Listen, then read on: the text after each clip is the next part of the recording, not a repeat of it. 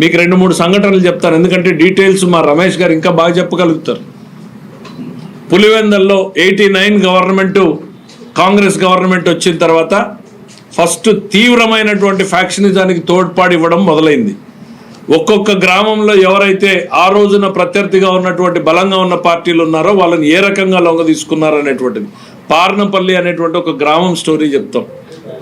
పార్నపల్లి అనే విలేజ్లో తెలుగుదేశం పార్టీకి భారీ మెజారిటీ వచ్చింది అనేటువంటి చూసి పులివెందల నియోజకవర్గం రాజారెడ్డి గారు ఆ ఊర్లో క్యాంప్ వేసి కూర్చుని ఆ ఊర్లో ఉన్నటువంటి తెలుగుదేశం పార్టీ నాయకుల్ని చిన్న కేసు పెట్టి జైల్లోకి పంపించి ఒక కంప్రెసర్ తీసుకొచ్చి 2 కంప్రెసర్లు 3 కంప్రెసర్లు తీసుకొచ్చి ఇంటి పునాదులకు డ్రిల్ చేశారు. ఈ మోడర్న్ డేలో ఎవడు చూసున్నాడు? ఈ సమాజంలో ఈ ఆంధ్రప్రదేశ్ రాష్ట్రంలో జరిగింది. ఇంటి పునాదులకు డ్రిల్ చేసి డైనమైట్లను పెట్టారు. ఈ సంఘటన జరుగుతున్నంతసేపు ఊర్లో పోలీసులు ఉన్నారు. ఒక ఎస్ఐ 10 మంది పోలీసులు ఉంటే వాళ్ళను ఒక గదిలోకేసి బంధించారు. స్వయంగా ఆ రోజు రాజారెడ్డి గారు ఆ గ్రామంలో ఉన్నారు. ఆ డైనమైట్లు పెట్టి ఆ ఇంటిని పేలిస్తే ఆ ఇంట్లో పశుపక్షాదులన్నీ కూడా లోపలే ఉండి పేలిపోయినటువంటి సంఘటనలు. 2000 మంది ఆ ఊరి మీద దాడికి పోయారు. మీరు మహిళల పట్ల మీరు ప్రవర్తించినటువంటి తీరు ఈ రోజు కూడా ప్రజలు మర్చిపోలేదు. ఒక ఇంటిని డైనమైట్లు పెట్టి పేల్చేసి ఎంతటి భయానక వాతావరణాన్ని మీరు కల్పించారు అనేటువంటిది ఈరోజు సమాజానికి తెలీదు. మరి అట్లానే పెద్దకూడాల గ్రామంలో కృష్ణారెడ్డి అనేటువంటి లీడర్ ఉండేవాడు.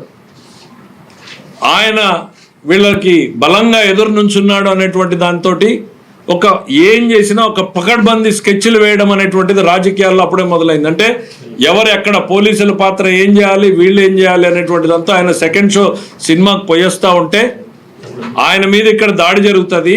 అదే టైంలో హైదరాబాద్లో ఉన్న రాజశేఖర రెడ్డి గారు ఓ అధికారితో గొడవ పెట్టుకుంటాడు. నేను హైదరాబాద్లో ఉన్నాను అని ప్రూవ్ చేసుకోవడానికి, ఎలిబి సృష్టించుకోవడానికి. అంటే రాజకీయంలో హింసని కొత్త పుంతలు తొక్కించినటువంటి ఫ్యామిలీ మీది. హైదరాబాద్లో ఒక అధికారితో గొడవ పెట్టుకుని రాజశేఖర రెడ్డి గారు హైదరాబాద్లో ఉన్నారని ఎలిబి చేసుకుంటారు. అదే టైంకి ఇక్కడ ఒక ఇంపార్టెంట్ లీడర్ మర్డర్ జరుగుతుంది. పెదకూడాల కృష్ణారెడ్డి గారి మర్డర్ ఆ రోజున ఒక చర్చనీయాంశమైంది రాయలసీమ ప్రాంతంలో. మళ్ళీ పాపాయపల్లి రఘురామరెడ్డి అని ఉండేవాడు, సింగిల్ విండో ప్రెసిడెంట్, ఎట్లా చేశారు అనేటువంటిది కూడా చర్చ. ఇది ఒక లింగాల మండలంలో 3 టాప్ లీడర్స్ని ఎట్లా సరెండర్ చేసుకున్నారు మీరు అనేటువంటిది. ఇట్లా చెప్పుకుంటూ పోతే 10ల సంఖ్యలో ఈరోజు వాళ్ళ సంఘటనలు ఉన్నాయి. జగన్మోహన్ రెడ్డి గారు వచ్చి మాది స్వాతంత్ర సమరయోధులు అనే కుటుంబం అని చెప్పినా చెప్తాడేమో రేపు పొద్దున తరానికి. కాబట్టి వాస్తవాల్ని ప్రజల ముందు పెట్టాల్సినటువంటి అవసరం ఉంది అని తెలుగుదేశం పార్టీ గుర్తించింది. పులివెందల సంఘటనలు, పులివెందల ఘటనలన్నింటి మీద కూడా ఒక పుస్తకాన్ని వెలువర్చాలనేటువంటి ఆలోచన తెలుగుదేశం పార్టీ చేస్తూ ఉంది. రాజశేఖర రెడ్డి ముందు రాజకీయాలు ఎట్లా ఉన్నాయి, వైఎస్ కుటుంబం ముందు, తర్వాత నేరమయం ఎట్లా అయినాయి అనేటువంటి దాన్ని. రాజకీయాల్ని నేరమయం చేసిందే మీరు. ఆ వృత్తి వదులుచుకోవడానికి 30 సంవత్సరాలు ఈ రాష్ట్రానికి పట్టింది. చంద్రబాబు నాయుడు అధికారంలోకి వస్తే ఏ పార్టీ అని చూడకుండా ఫ్యాక్షనిజాన్ని కంట్రోల్ చేసినటువంటి వ్యక్తి చంద్రబాబు నాయుడు గారు. ఒకవైపు లేని ఫ్యాక్షనిజాన్ని రాజకీయానికి జోడించి రాజకీయ పునాదుల్ని నిర్మించుకున్నటువంటిది మీ కుటుంబం. సో ఈ చరిత్ర మొత్తం తెలుసుకోవాల్సినటువంటి పరిస్థితి ఉంది. అట్లాంటి మీరు మీకు సెల్ఫ్ సర్టిఫికేట్ ఇచ్చుకుంటున్నారు. నా అంత మంచోడు రాష్ట్రంలో లేరు, నా అంత అమాయకుడు లేడు. మీరు విక్టిమ్ కాదు, మీరు మీరు మీరు బాధితుడు కాదు, మీరు ముద్దాయిలు, మీరు నిందితులు. ఈ ప్రజాస్వామ్యంలో మీరు ముద్దాయిలు, నిందితులు, నేరమయ రాజకీయాలకు పునాదులు వేసినటువంటి వ్యక్తులు. మీ నైజం నేరం, మీ రాజకీయం నేరమయం. అది రాజారెడ్డి గారితో ఆగిపోలేదు, మీ దగ్గర కూడా కొనసాగుతూనే ఉంది. రప్ప రప్ప నరుకుతామంటే వాడిని పిలిచి ఫోటో తీసుకుంటారు. వేట కొడవలతో మేకని బలించి వేడి రక్తంతో రక్తాభిషేకం చేసుకుంటే వాటిని ప్రోత్సహిస్తారు. కారు కింద నిమ్మకాయలాగా తల కార్యకర్తల్ని నలుగుతూ ఉంటే నిర్లక్ష్యంగా చూస్తూ ముందుకెళ్ళిపోగలిగినటువంటి నైజం మీది.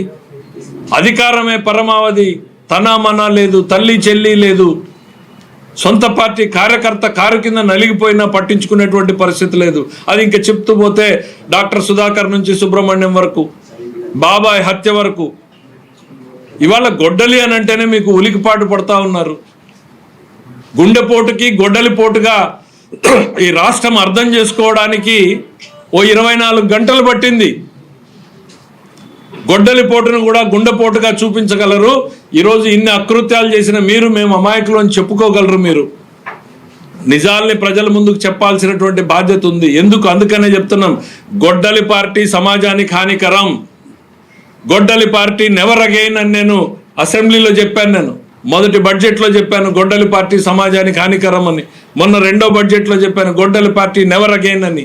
ఎందుకు అనంటే ఒక తరం నష్టపోయింది, రెండో తరం నష్టపోతుంది. ప్రపంచంలో శరవేగంగా మార్పులు వస్తూ ఉంటే అందిపుచ్చుకునేలాగా యువకుల్ని తయారు చేయాల్సినటువంటి బాధ్యత ఈ రాజకీయ వ్యవస్థ మీద ఉంది. మీరేం చేశారు? చంద్రబాబు నాయుడు ఒక తరానికి ఉపాధి కల్పించేటువంటి సాఫ్ట్వేర్ మీకు ఇష్టం ఉన్నా లేకపోయినా, మీ తండ్రి గారు ఏం మాట్లాడారో నేనున్నాను ఆ రోజు. ఆయన ఇంటర్నెట్ గురించి ఎన్ని జోకులు వేశారో విన్నారు. ఆ ఇంటర్నెట్టే ఈరోజు మన పిల్లలకు ఉద్యోగ ఉపాధి అవకాశాలు ఇచ్చింది. ఈరోజు మీకు ఏ రాజకీయంలో మీరు బెంగళూరు నుంచి వస్తే ఈ చంద్రబాబు నాయుడు గారు తపనబడి ఇన్ని లక్షల ఉద్యోగాల కల్పనకి దాదాపు 800 కంపెనీలు ఇవాళ గ్రౌండ్ చేయబోతున్నాం. వివిధ దశల్లో ఉన్నాయి. నువ్వేం చేసావు? గొడ్డలు పెట్టేసావు పరిశ్రమ రంగం మీద. ఉన్న పరిశ్రమల్ని తరిమేసావు. పోలవరం డయాఫ్రమ్ వాళ్ళు పోయేలాగా గొడ్డలు పెట్టేశావు. ఎన్నికల వ్యవస్థ మీద గొడ్డలు పెట్టేశావు. ప్రతి వ్యవస్థ మీద గొడ్డలు పెట్టేశావు. లా అండ్ ఆర్డర్ని పనిచేయకుండా గొడ్డలు పెట్టేశావు. అలాంటి గొడ్డలి గురించి మాట్లాడుతూ ఉంటే మీరు ఖచ్చితంగా ముమ్మాటికి గొడ్డలి పార్టీనే. ఈ రాష్ట్రంలో ప్రతి కుటుంబం కూడా దీన్ని గుర్తుపెట్టుకోవాల్సినటువంటి పరిస్థితులు ఉన్నాయి.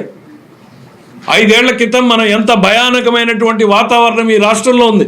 ఈరోజు నేరుగా ప్రభుత్వాన్ని కూడా ప్రశ్నించే స్థాయిలో ప్రజలు ఉన్నారు. That is the democracy we're living in today. మీరు భయం అచ్చెన్న గారు అరెస్టు దగ్గర నుంచి చంద్రబాబు నాయుడు గారు అరెస్టు వరకు జరిగినటువంటి సంఘటనలు ఒక్కసారి చూస్తే, శుక్రవారం వచ్చిందంటే ఏ నాయకుడు అరెస్టు, శుక్రవారం వచ్చిందంటే ఏ పొక్లైన్లు ఏ ఇంటి మీద పడి ఎవడి ఇంటిని కూలుస్తారో తెలీదు. అదే పొక్లైన్లను మీరు కూల్చడానికి వాడితే, అదే పొక్లైన్లు రాష్ట్రాన్ని నిర్మించడానికి ఈరోజు చంద్రబాబు నాయుడు వాడుతున్నాడు. ఇదే రమేష్ గారి పార్లమెంట్ కాన్స్టిట్యున్సీలో వెళ్ళి ఆర్సలర్ మిట్టల్ దగ్గర చూడండి ఎన్ని 100 పొక్లైన్లు పనిచేస్తూ ఉన్నాయో. నిర్మించడానికి మేము వాడితే, ప్రజావేదిక దగ్గర నుంచి ఇళ్లు కూల్చడానికి మీరు పొక్లైన్లు వాడినటువంటి సంస్కృతి మీద ప్రజలు ఇవన్నీ కూడా మర్చిపోలేదు. నేరం మీ నైజం, నేరమయ రాజకీయాల్ని మొదలు పెట్టిందే ఈ రాష్ట్రంలో మీరు, మీ కుటుంబం అనేటువంటిది గుర్తు చేస్తున్నారు. దాన్ని ఇవాల్టికి పెంచి ప్రోత్సహిస్తున్నారు. ఒకవేళ ఒక తరం చేసి ఉండొచ్చు, మీకు సంబంధం లేకపోతే ఈరోజు మేము మాట్లాడం. కానీ మీరు కూడా ఆ నేరమయ రాజకీయాలని ప్రోత్సహిస్తున్నారు. పోలీసు వ్యవస్థని కంట్రోల్ చేసేటువంటి ప్రయత్నం చేశారు. అధికారంలో ఉన్నప్పుడు బెదిరింపులు చేశారు. నేరమయం చేస్తున్నటువంటి ఈరోజు కార్యకర్తల్ని పెంచి పోషిస్తూ ఉన్నారు. ఇక బాబాయ్ హత్యలోనూ లేకపోతే నారాసుర రక్త చరిత్ర అని చేశారు. చంపింది మీకు సంబంధించిన వ్యక్తులు అనేటువంటిది మీ చెల్లెలు చెప్తా ఉంది. రెండో వైపు ఏమో చంద్రబాబు నాయుడు గారి మీద ఒక నారాసుర రక్త చరిత్ర అని చెప్పి ఒక ఎలక్షన్ చేసుకున్నారు. మీ తాత మర్డర్ కేసులో ఇవాళ మాకు సంబంధం ఉంది అనేటువంటిది ఆయన పార్థసారథి రెడ్డి గారు చాలా స్పష్టంగా ఆ రోజు జరిగినటువంటి సంఘటనలు ఏంటి అనేటువంటి చెప్పారు. సొంత పార్టీ మీరు చెప్పారు రిలయన్స్కి సంబంధం ఉంది అని. మీ నాయకులు మొత్తం రిలయన్స్ షోరూమ్లన్నీ తగలబెట్టారు. మా అనంతపూర్లో తగలబెట్టారు. నా మీద నిలబడిన ఆయన మొదటి ముద్దాయిగా కూడా కేసు ఉన్నింది. మీరు అధికారంలోకి రాగానే ఆ కేసులన్నీ తీసేశారు. ఆ రిలయన్స్కి మీరు పార్లమెంట్ సభ్యులు ఇచ్చారు. కానీ ఈరోజు మళ్ళీనేమో చంద్రబాబు నాయుడు గారు హస్తం ఉందేమో అనేటువంటిది మాట్లాడతారు. నాలుక ఇంకేమన్నా? మీకు అధికార దాహం ఎట్లా ఉంది అనే దానికి మీకు తల్లి చెల్లి లేదు అనేటువంటిది ఎట్లా అయితే అందరూ చెప్తా ఉన్నారో, తండ్రి కూడా మీ లెక్కలో లేడు అనేటువంటి దానికి 2-3 ఎగ్జాంపుల్ చెప్పాలనుకుంటా. ఆ రోజు అచ్చెన్నాయుడు గారు చెప్పారు, బొత్స సత్యనారాయణ గారు స్టేట్మెంట్ ఇచ్చాడు, వైఎస్ మరణంలో వెనకాల జగన్మోహన్ రెడ్డి గారి పాత్ర ఏముందో తెలియాలి అనేటువంటిది బొత్స సత్యనారాయణ గారు చెప్పారు. దాని మీద మీరు ఇంతవరకు స్పష్టత ఇవ్వలేదు. అసలు రాజశేఖర రెడ్డిని ముద్దాయి చేసింది ఎవరు? తెలుగుదేశం పార్టీనా, కాంగ్రెస్ పార్టీనా? ఉండవల్లి అరుణ్ కుమార్ గారు ఆ రోజు స్టేట్మెంట్ ఇచ్చాడు. ఇవన్నీ కూడా ప్రజలు మర్చిపోయారు, అందుకనే ఒకసారి గుర్తు చేయాల్సిన అవసరం ఉంది. రాజశేఖర రెడ్డిని ముద్దాయి చేసింది వైఎస్ జగన్మోహన్ రెడ్డి. హైకోర్టు ఒప్పుకోకపోతే సుప్రీంకోర్టు వరకు వెళ్ళి వైఎస్ను ప్రథమ ముద్దాయిగా చేర్చమని చెప్పింది వైఎస్ జగన్మోహన్ రెడ్డి అని ఉండవల్లి అరుణ్ కుమార్ స్టేట్మెంట్ ఇచ్చాడు. ఆ కేసు ఫైట్ చేసిన సుధాకర్ రెడ్డికి అధికారంలోకి వచ్చినటువంటి 3వ నెలకే ఆయన పోస్ట్ ఇచ్చాడు. ఎవరైతే రాజశేఖర రెడ్డి గారిని వెళ్ళి ముద్దాయిగా చేర్చాడో ఆయనకు మీరు పోస్ట్ ఇచ్చారు. ఇంకా రాష్ట్ర విభజన గురించి జేడి శీలం, రాజశేఖర రెడ్డి కుటుంబానికి అత్యంత సన్నిహితుడు అని చెప్పుకునే వ్యక్తి, ఆర్టికల్ 3 ఉపయోగించి సమాధి దగ్గర జరిగిన డిస్కషన్ ఆయన చెప్పింది, ఆర్టికల్ 3 ఉపయోగించి రాష్ట్రాన్ని మీరు విభజించవచ్చు అని సలహా ఇచ్చింది జగన్మోహన్ రెడ్డి గారే. అది చెప్పి తను బయలు తెచ్చుకున్నాడు అనేటువంటిది జేడి శీలం గారు ఆ రోజు చెప్పారు. మీ కుటుంబానికి అత్యంత సన్నిహితుడు, మేం చెప్పింది కాదు ఇది. అంటే మీ ప్రవృత్తి, మీరు చేసేదేంటి, చెప్పేదేంటి, రెండింటి మధ్య తేడా ఏంటి అని చెప్పడం కోసం చెప్తా ఉన్నాం. వైఎస్ పాదయాత్ర చేస్తున్నప్పుడు మధ్యలో ఆయన ఆరోగ్యం క్షీణించింది, మీరు అందరూ గుర్తుంచుకుని ఉంటారు. వైఎస్ విజయమ్మ గారు వెళ్ళి పరామర్శించారు, కానీ జగన్మోహన్ రెడ్డి గారు పోలేదు అక్కడికి. ఎందుకు పోలేదు? దాని మీద కూడా పెద్ద ఎత్తున చర్చ జరిగి స్టేట్మెంట్లు వచ్చినాయి.